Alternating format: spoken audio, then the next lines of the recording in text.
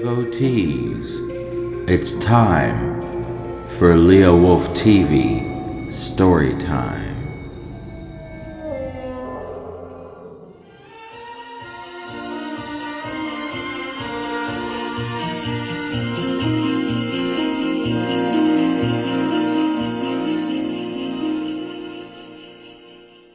Every Who down in Whoville liked Christmas a lot, but the Grinch, who lived just north of Whoville, did not.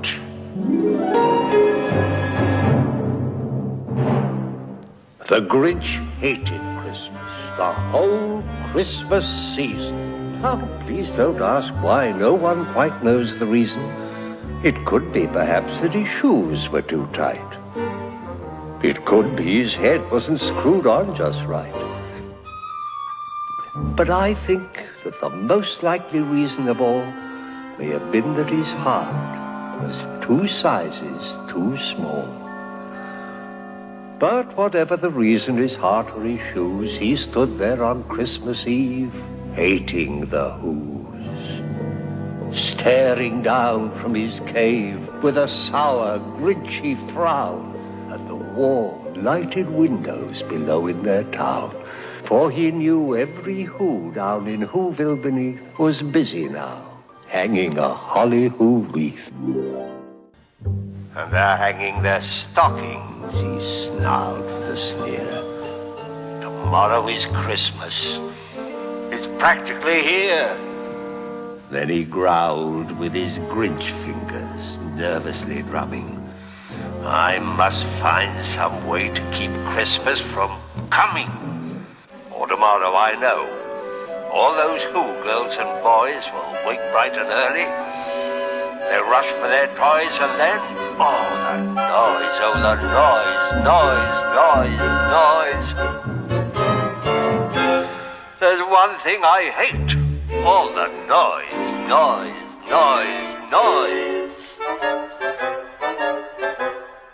And they'll shriek squeaks and squeals racing round on their wheels. They'll dance with jing-tinglers tied onto their heels. They'll blow their flue-flubers, they'll bang their tartinkers. They'll blow their hoo-hoobers, they'll bang their garkinkers. They'll beat their trum-tookers, they'll slam their slue-slonkers. They'll beat their blum-blookers, they'll wham their hoo-wonkers. And they'll play noisy games like Dauzat or Kaze, a roller skate type of lacrosse and croquet. And then they'll make ear-splitting noises deluxe on their great big electro-Who cardio schnooks. Then the Whos, young and old, will sit down to a feast. And they'll feast, and they'll feast.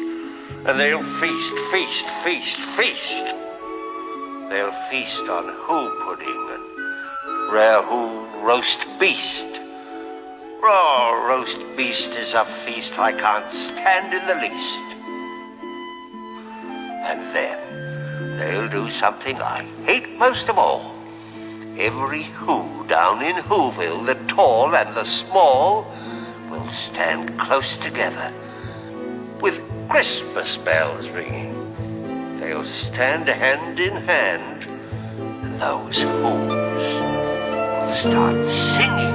They'll sing, and they'll sing, and they'll sing. And the more the Grinch thought of this Who Christmas sing, the more the Grinch thought, I must stop this whole thing.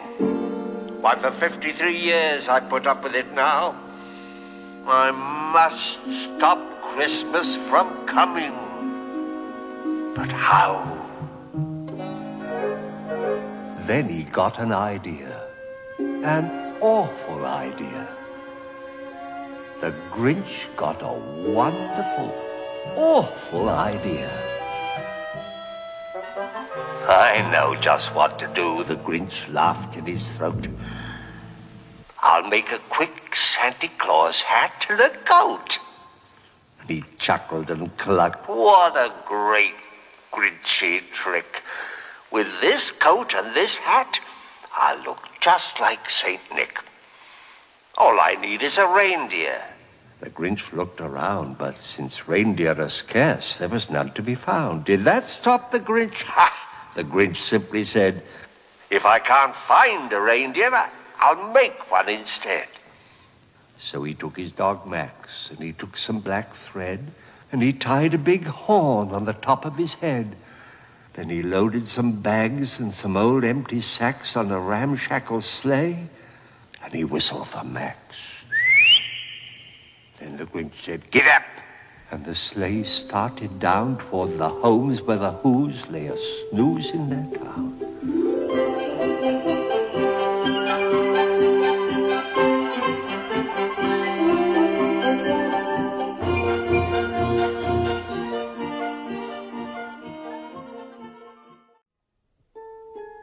All their windows were dark. No one knew he was there. All the Who's were all dreaming sweet dreams without care, when he came to the first little house on the square. This is stop number 1, the old Grinchy Claus hissed as he climbed to the roof, empty bags in his fist. Then he slid down the chimney, a rather tight pinch, but if Santa could do it then, so could the Grinch. He got stuck only once, for a minute or two. Then he stuck his head out of the fireplace flue where the little Who's stockings hung all in a row. These stockings, he Grinched, are the first things to go. Then he slithered and slunk with a smile most unpleasant around the whole room, and he took every present. Popguns, pampooners, pantookas and drums, checkerboards, bissellbigs, popcorn and plums. Then he stuffed them in bags. Then the Grinch very nimbly stuffed all the bags one by one up the chimbley. Then he slunk to the icebox. He took the Who's feast. He took the Who pudding. He took the roast beast. He cleaned out the icebox as quick as a flash. Why, that Grinch even took the last can of Who hash. Then he stuffed all the food up the chimney with glee. And now, grinned the Grinch, I will stuff up the tree. As the Grinch took the tree, as he started to shove, he heard a small sound like the coo of a dove. He turned around fast and he saw a small Who, little Cindy Lou who was no more than 2. She stared at the Grinch and said, Santa Claus, why? Why are you taking our Christmas tree? Why? But you know, that old Grinch was so smart and so slick. He thought up a lie, and he thought it up quick. Why, my sweet little tot, the fake Santa Claus lied. There's a light on this tree that won't light on one side. So I'm taking it home to my workshop, my dear. I'll fix it up there, then I'll bring it back here. And his fib fooled the child. Then he patted her head and he got her a drink and he sent her to bed. And when Cindy Lou Who was in bed with her cup, he crept to the chimney and stuffed the tree up. Then he went up the chimney himself, the old liar, and the last thing he took was the log for their fire. On their walls he left nothing but hooks and some wire.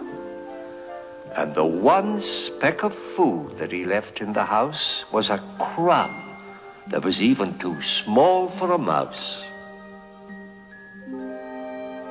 Then he did the same thing to the other Who's houses, leaving crumbs much too small for the other Who's mouses. It was 1:15 all the Who's still abed, all the Who's still a snooze, when he packed up his sled. Packed it up with their presents, their ribbons, their wrappings, their snoof and their fuzzles, their tringlers and trappings. 10,000 feet up the side of Mount Crumpet, he rode with his load to the tip-top to dump it. Pooh-pooh to the Who's, he was grinchily humming. They're finding out now that no Christmas is coming. They're just waking up. I know just what they'll do. Their mouths will hang open a minute or two. Then the Who's down in Whoville will all cry, boo-hoo. That's a noise, grinned the Grinch, that I simply must hear.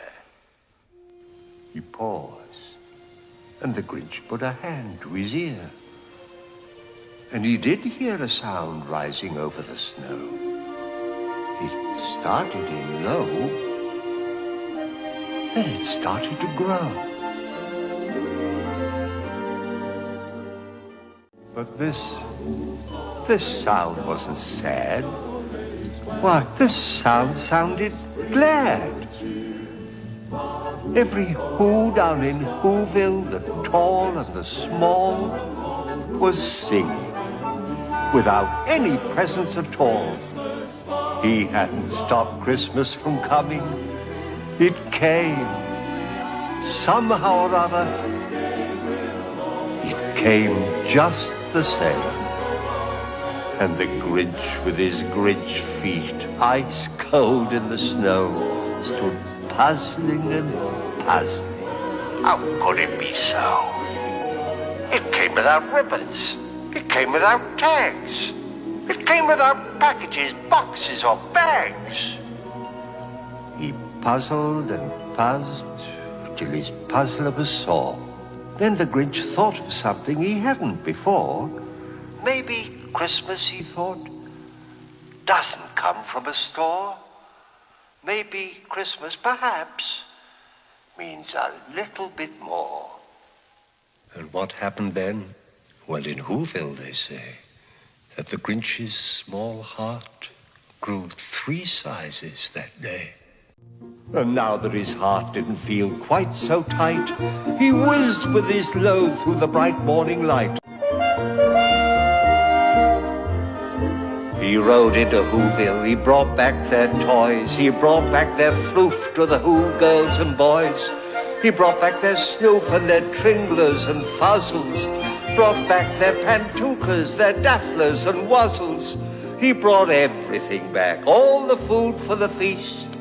And he himself, the Grinch, carved the roast beast.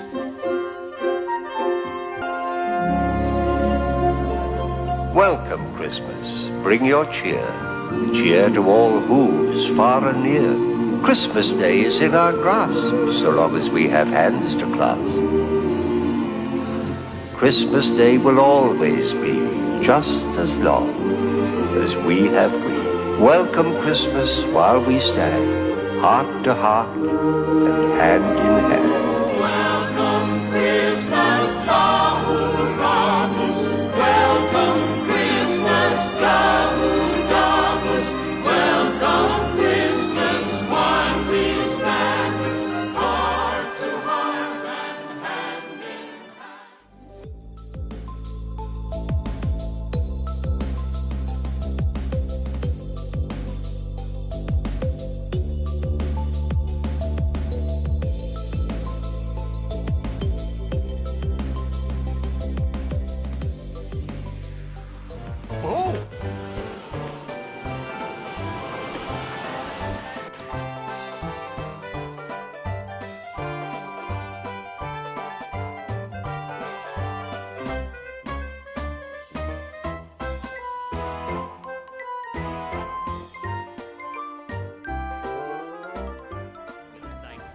That is wide awake. I do make this promise, every breath I take will be used now to sing your praise. Used now to sing your praise. And to beg you to share my day. Beg you to share my day. With a loving guarantee that even if we part, I will hold you close in a thankful heart.